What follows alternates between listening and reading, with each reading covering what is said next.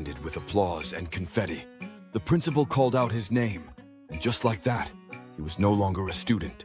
At 17, Daniel stood in the middle of the schoolyard, his heart strangely quiet. Around him, hugs, laughter, tears, promises of staying in touch. Yet inside, he felt something else entirely. An ache of uncertainty. Everyone seemed to have a plan.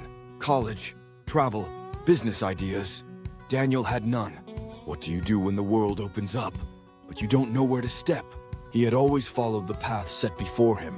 Class schedules, assignments, routines. But now, there were no bells to guide him.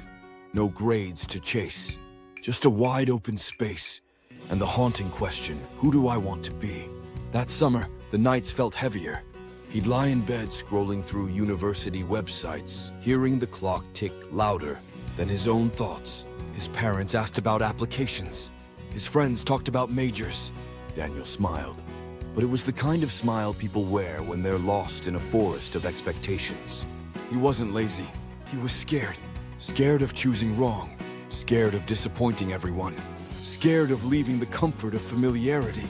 Perhaps most painful of all, scared of saying goodbye. His best friend Emma was moving away from med school. Jason was joining his father's business out of town.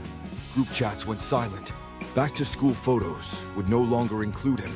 It felt like grief, like the end of a small world.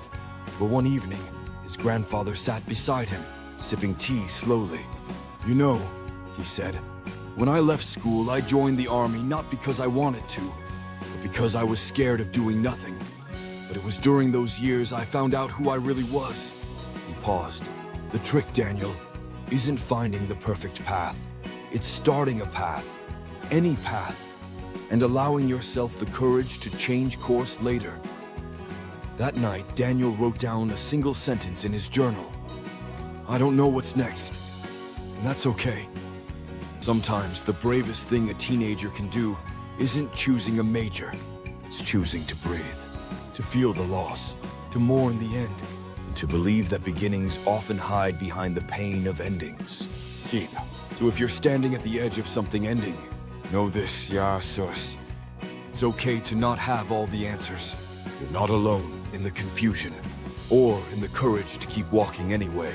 Breathe, begin, and trust the road ahead, even if you don't see it yet. Subscribe to Universe Parenting for more real, emotional stories that grow with your family.